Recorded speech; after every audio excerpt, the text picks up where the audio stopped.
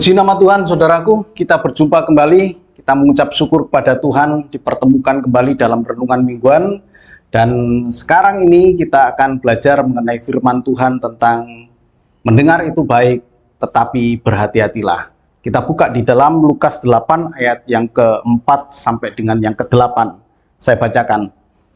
Ketika orang banyak berbondong-bondong datang, yaitu orang-orang yang dari kota ke kota menggabungkan diri pada Yesus, berkatalah ia dalam suatu perumpamaan. Adalah seorang penabur keluar untuk menaburkan benihnya. Pada waktu ia menabur, sebagian benih itu jatuh di pinggir jalan, lalu diinjak orang dan burung-burung di udara memakannya sampai habis. Sebagian jatuh di tanah yang berbatu-batu, dan setelah tumbuh ia menjadi kering karena ia tidak mendapat air.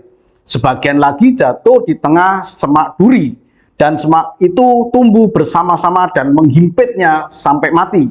Dan sebagian jatuh di tanah yang baik, dan setelah tumbuh berbuah 100 kali lipat.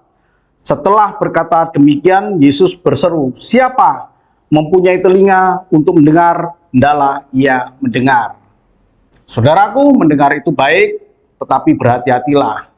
Perumpamaan tadi membuat kita menginspirasi tentang mendengarkan firman Tuhan, karena benih yang ditabur itu berkata tentang firman Tuhan.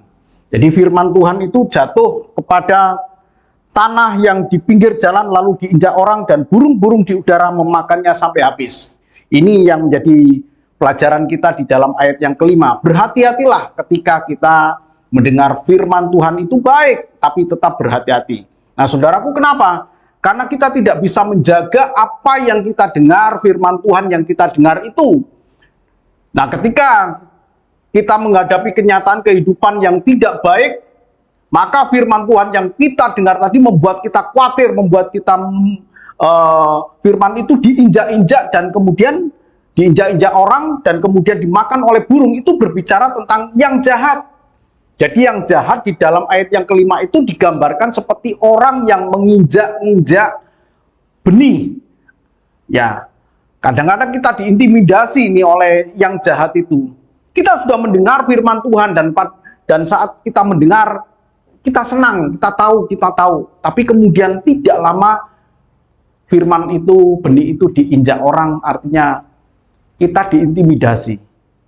Ya, hati kita, suara hati kita dituduh oleh iblis, oleh yang jahat untuk kita memiliki ketakutan, kekhawatiran hidup. Sampai akhirnya benih itu tidak sempat bertumbuh, tapi kemudian mati. Sementara di dalam benih yang jatuh di tanah yang berbatu-batu, sama, konteksnya juga sama, walaupun dia bertumbuh sebentar, dan kemudian mati juga, karena tidak mendapatkan air. Mendengar itu baik, saudaraku. Dan begitu banyak orang Kristen datang ke gereja mendengar firman Tuhan, tapi setelah itu fakta kehidupan, kenyataan dalam kehidupan, ada hal yang menghimpit, yang mencemaskan hati dia, dan kemudian iblis mengintimidasi dia untuk menyerah, untuk kalah. Hati-hatilah. Mendengar itu baik, tapi hati-hatilah. Artinya kita jaga apa yang kita dengar, supaya apa yang kita dengar itu bertumbuh dalam hidup kita. Dan firman Tuhan tadi berkata, berbuah 100 kali lipat.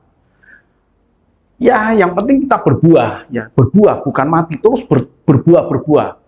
Alkitab mencatat 100 kali lipat. Itu menunjukkan bahwa ada penggandaan dari kehidupan kita yang dari yang lama menjadi orang percaya yang baru, yang berkali lipat kita menjadi kuat.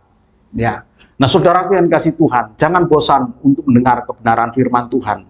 Mendengar itu baik, tapi berhati-hatilah untuk menjaga apa yang kita dengar, supaya yang kita dengar bisa bertumbuh dalam kehidupan kita dan berdampak dalam kehidupan kita. Nah, saudaraku yang kasih Tuhan, di dalam ayat yang terakhir, di dalam ayat 12, dikatakan demikian. Yang jatuh di pinggir jalan itu ialah orang yang telah mendengarnya.